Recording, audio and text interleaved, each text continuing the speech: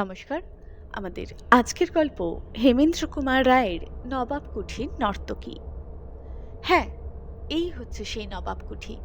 সেকালে এক বিলাসী নবাব এখানে বাস করতেন। রোজ নাচ গান আর আনন্দ কলরবে নিশীথ রাতের নীরবতা এখানে মুখরিত হয়ে উঠত। শোনা যায় নবাবের এক নর্তকী ছিল। তার নাচের খ্যাতি ফিরত লোকের মুখে মুখে।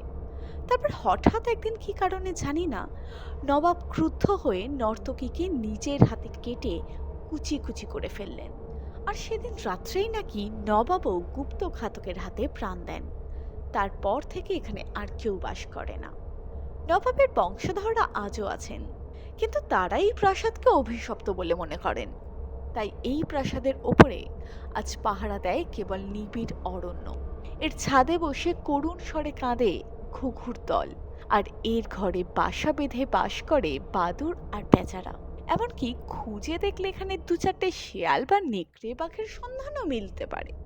আমি আর বসন্ত পুজোর ছুটিতে নলিনদের দেশে বেড়াতে এসেছি।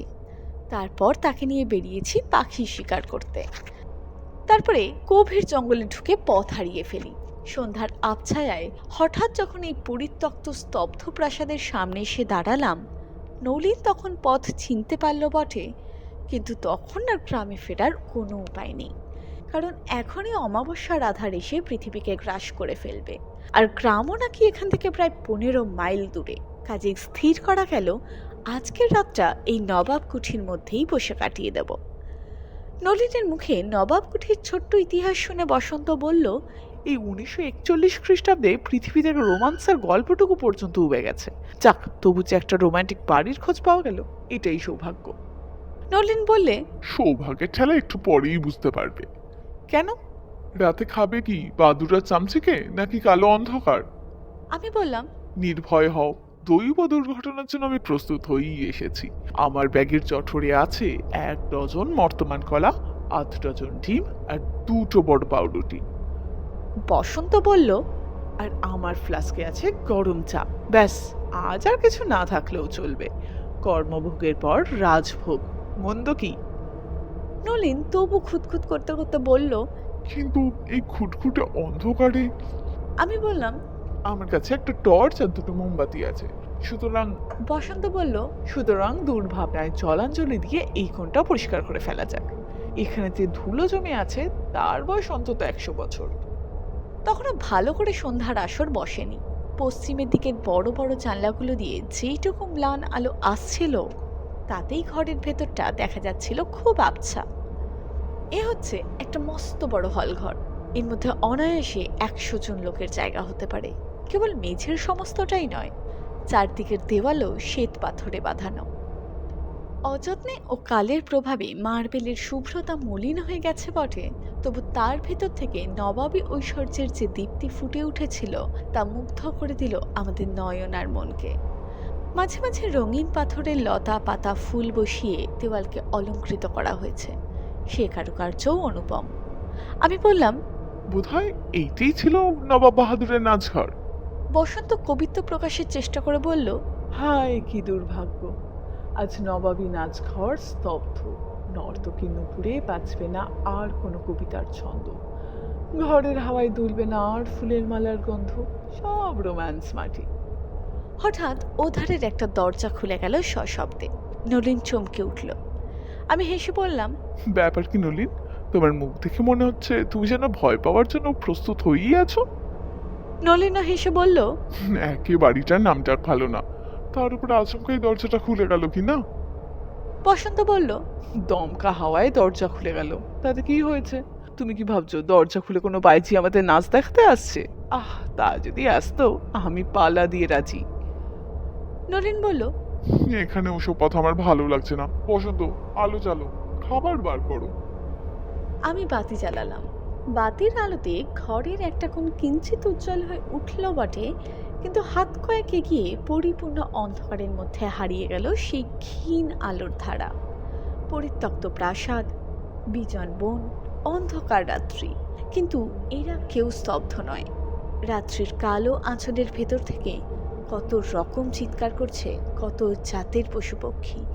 গাছের ডালে পাতায় বাতাসের হুড়োহুড়ি, বাড়ির ভেতরে চঞ্চল হয়ে উঠেছে যেন সমস্ত দরজা জানলা। একটা এনামেলের ডিশের ওপর ডিমগুলো রেখে আমি পাউরুটি কাটতে লাগলাম। নলিন কলার খোসা ছাড়াতে বসলো।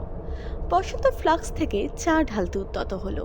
আমি বললাম, আহা, চারটা পরে ঢেলো, আগে ডিমগুলোর খোসা ছাড়িয়ে নাও। বসন্ত কাছে এসে বলল, কোথায় ডিম? ওই ডিশে। দিশে ঘোড়ার ডিম আছে। বলেই সে খালি ডিশখানা আমার দিকে ঠেলে দিল। আমি বললাম, চালাকি হচ্ছে। এই মাত্র ছটা ডিম আমি নিজের হাতে ডিশে রেখেছি। তোমার দিব্যি সুরেন, ডিশে আমি একটা ডিমও দেখিনি। ডিমগুলোকে আমি ভুলে মাটিতে রেখেছি আর সেগুলো গড়িয়ে দূরে চলে গেছে।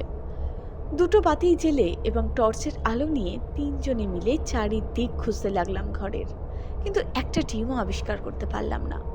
মাথা চুলকাতে চুলকাতে বললাম, তাহলে কি কোনো জন্তু আমাদের অজান্তে সে ডিমগুলো নিয়ে পালিয়ে গেল? বসন্ত বলল, অসম্ভব। তবে সেইটাই হচ্ছে প্রশ্ন। এই বাড়িতে আমরা ছাড়া নিশ্চয়ই আরো কোনো মানুষ আছে। হতভাগা চোরকে আমি এক্ষুনি খুঁজে বার করে ছাড়বো। আচম্বিতে আমিও অনুভব করলাম ঘরের ভেতরে আমরা ছাড়া বাইরের কোনো লোক এসে হাজির হয়েছে। কোনোখানে পুরো অন্ধকারে গা ঢেকে সে যেন অদৃশ্য চোখের ছুরির মতন তীক্ষ্ণ দৃষ্টি দিয়ে আমাদের প্রত্যেকের ভাবভঙ্গি লক্ষ্য করছে। মনে মনে শিউরে উঠে বললাম, বসন্ত, বসন্ত, এই বাড়িতে নিশ্চয়ই কোনো রহস্য আছে। এখান থেকে আমরা বেরিয়ে পড়ি, চলো। বসন্ত ক্রুদ্ধস্বরে বলল, না, কিসের ভয় পালিয়ে যাব? আমি আগে চোরটাকে ধরে শিক্ষা দিতে চাই।